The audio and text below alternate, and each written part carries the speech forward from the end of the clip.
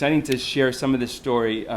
Partly, I'm here because Doyle Canning from Center for Story-Based Strategy came to us early on as we were sort of developing our universal healthcare campaign, and did a day-long workshop with our staff and our leadership, working on developing a frame that turns out to be a winning frame. Healthcare is a human right. So we're going to be able to talk about how that frame helped us win, what it helped us win, some of the phases of our campaign, the ingredients and key lessons that, as we've looked back at it, that we wanted to share, and also some of the next steps as we build the movement in Vermont and be part of, with you all, building a movement in this country. I just wanted to share what we accomplished in 2011. So we started our campaign in 2008. In 2011, we were able to pass a breakthrough universal health care law that says the state will create Green Mountain Care to provide as a public good, comprehensive, affordable, high-quality, publicly financed health care coverage for all Vermont residents in a seamless and equitable manner, regardless of income, assets, health status, or availability of health coverage. Next slide. So this was a huge part for us in terms of building this movement, because when we started this in 2008, people said we were crazy. They said that federal health care reform is just about to be started. People have tried this in Vermont before. People don't respond to a human rights frame, and rights-based framework is not going to work. Every reason under the sun. And but our folks really believed that we could do this, and so it was extraordinary to be able to see how fast it actually came. Some things worked in our favor, but really it was tremendous to see those early conversations about what we needed to do to change the paradigm around this and change what was politically possible was able to happen. So.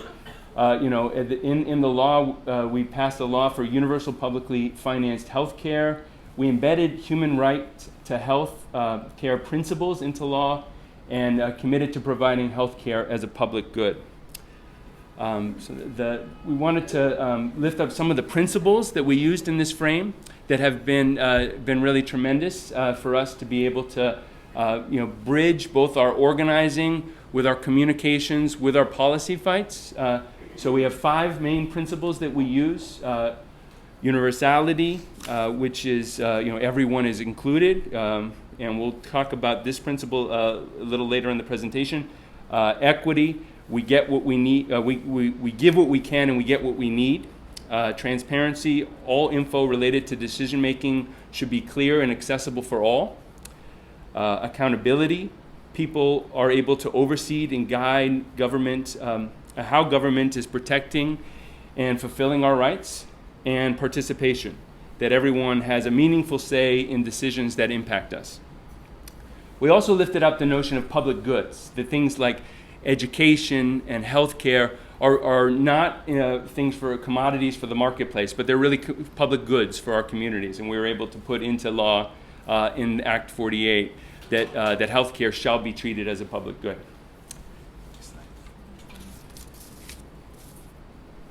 So we thought about this campaign in phases. When we started out, we knew, to some degree, some of the people were saying was right. We had a lot of work to do before we could start focusing on any particular legislation or bill. So in our first phase, we just went out to our communities, and we were collecting stories and doing surveys, door-to-door canvassing, going to big public events, just talking to as many people as we can, and finding people who wanted to get involved. And creating organizing committees in every region of the state. And so that was the most important part of our campaign. And for the most part, one of our biggest success pieces around this is we were just doing a lot of listening and collecting these stories and not talking about particular legislation and policy, but about what our goals were. And then what were people experiencing around our healthcare system in their communities. And it was leading up to a big first end date of that first phase was a May 1st rally for healthcare as a human right. at our State House. So that was the first time we actually started engaging with our state government, is at this rally. We wanted to be able to kick it off with a big rally. And again, May 1st, we wanted to do it on a day, it was a weekday in 2009 that we did it. And a lot of people, like traditional folks, said, don't try to do it on a weekday because you won't get as many people out there. But we wanted to make sure that the governor and the legislature saw how many people came out. And so we ended up having 1,200 people come out, which in Vermont is a lot of people. And we were able to, actually we were told afterwards that it was the largest rally that people could remember on a weekday at the state capitol. And it really sort of got things on the map. And then we were able to use that momentum into the second phase, which was bringing this movement that we built in our communities into the State House. So a lot of the ways that as we collected stories, we started having community-based human rights hearings and forums to bring these stories forward. We didn't ask legislators to come to the first round. We asked community leaders, faith community leaders and others as we put the system on trial. And then in the second phase, we actually then started bringing legislators there to talk about what were the experiences in our communities, but also what do we mean by healthcare as a human right? And we started laying out these principles. We passed a couple of bills that on the way to this breakthrough in universal health care, and the last of which was Act 48 in 2011. And then we entered this third phase, which we're now in, which is a long struggle to implement the system that particularly got extended by the federal Affordable Care Act. That we're implementing that piece right now, and then we'll be able to get waivers in 2017 to be able to have health care be available for every resident under this Green Mountain Care system. But we've also realized that it's about getting our communities permanently organized to implement the system, but also take on other things that our communities face, and then connect with our peers around the country. So these are, as we've looked in over the last few years, the different components of our work that we feel like are ingredients into an overall recipe of what has been successful for us. And there's more things than this, but these are a few of the key ingredients that we like to lift up. One is just building our base, making sure that we're always talking to people in our community, getting organized, having an entry point for them to be part of the organization. This human rights framework, we thought it was a good idea when we worked with Doyle and did some of this Battle of the Story and exercises, but we found it to be an incredibly valuable way to be able to do, as I was saying, connect the stories and the experiences of our communities to both a vision of how we can change this and what the policy should look like, and a way to put current policies on trial as not meeting those principles. So another key ingredient is winning the battle of the story. How do we change? As Susan said in the opening exercise, it's not just about sort of getting out exposure about what we're doing and sort of the facts of the matter. It's really changing how people think about healthcare, and which is a paradigm shift that we were underway in, and mainly in terms of lifting up these experiences that are happening in our communities. Another ingredient is this piece around accountability, engaging decision makers on our terms, so that they actually come out and listen to our community. So when we have things like candidate forums, that it's not us listening to them all the time, but it's them listening to members of their community and what they're experiencing and what's important to them. And then education for leadership development, that we needed to build a big base, but not just a database. We needed to build a base of leaders in our communities everywhere, and have as many leaders as possible, and have a way for them to take on meaningful roles in that, and doing that by giving them the education and the training necessary. Obviously, grassroots fundraising is a piece of it. How do we know that this is not something we can do in the short term to fully implement this system. It's going to take years, and the movement has to sustain itself. And then solidarity and movement building. We can't operate in a silo. We have to work with our partners across our communities, across movements in Vermont and beyond.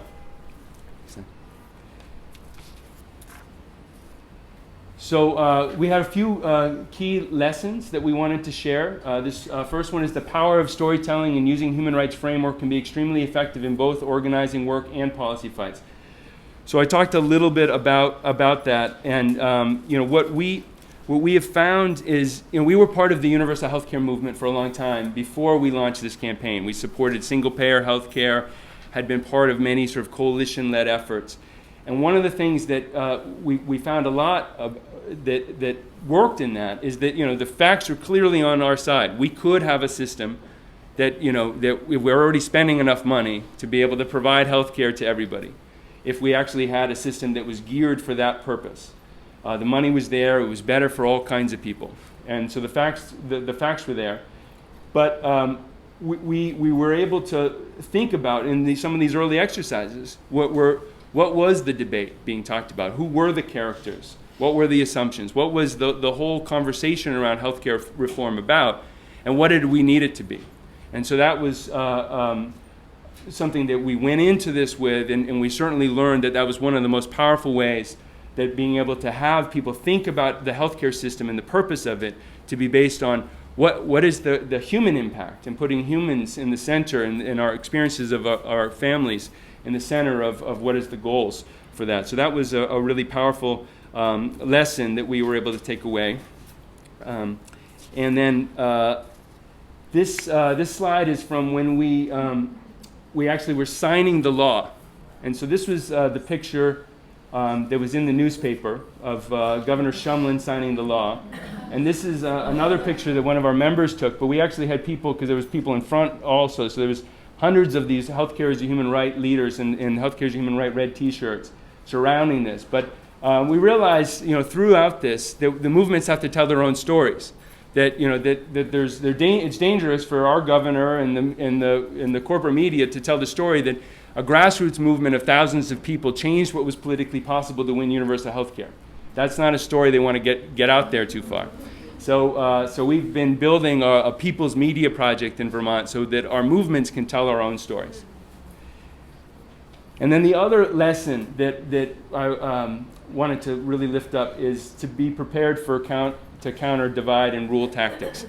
This actually come out from some of those original exercises that we had when we were with Doyle. We were looking at what were the points of intervention that our opponents would use against us. And one thing that came up, we have a lot of undocumented farm workers in our state, and we knew that at some point that issue would be brought up. And so that was one of the reasons why we really liked the healthcare as a human right framework. And we liked this principle of universal equals everyone, because we thought it would be a good frame to be able to prepare folks with. But we did early on, and we launched the campaign in the spring of 2008. And in the fall of 2008, we did anti-racism trainings with 170 of our members across the state. And one of the exercises that we did was people practicing, talking to people about why it was so important that when we say universal equals everyone, we meant it.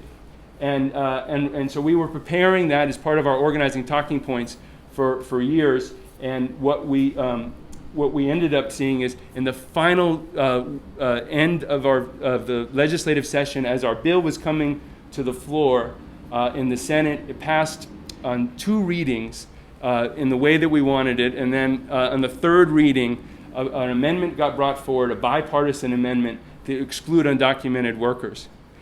And it passed in a democratically controlled Senate, 22-8 in our Senate. And we talked to the administration immediately after the vote, and we said, this has to come out of the final bill. And they said, look, we needed to, support this. There was some senators on there that really, felt that they had to have this to make clear when they went out to their communities to defend this universal health care law. And we said, this is a line in the sand issue for us. When we say universal equals everyone, we mean everyone. They said, look, there's a 0% chance you're going to be able to get this out. So think about some of the other things you might want to improve to get it out. But our folks were ready and prepared for this. And so, we ended up having, in a course of 5 days, as this was going into conference committee to getting out, we had thousands and thousands of our members call senators. We had a huge May 1st rally that happened, and it's just become a tradition in Vermont. So we had 2,000 people come out, and we were able to strip this amendment out of the final law. And so it was, basically became two victories. We won the law, and then we fought this back on this nasty amendment. And so, so what's next for us? We are continuing the struggle for healthcare. We're fighting to have it equitably financed and equitable access as those things get managed out. Luckily, we have these principles, so there's participation in the process of how these final decisions get made. We still have to, we fought back on this amendment to exclude undocumented workers, but and as we define residency status for our healthcare system, we still have to make sure that they're included, and so we're working in the last couple of years, a sister organization that we work with, Migrant Justice, and us will be working to be able to implement a really universal system.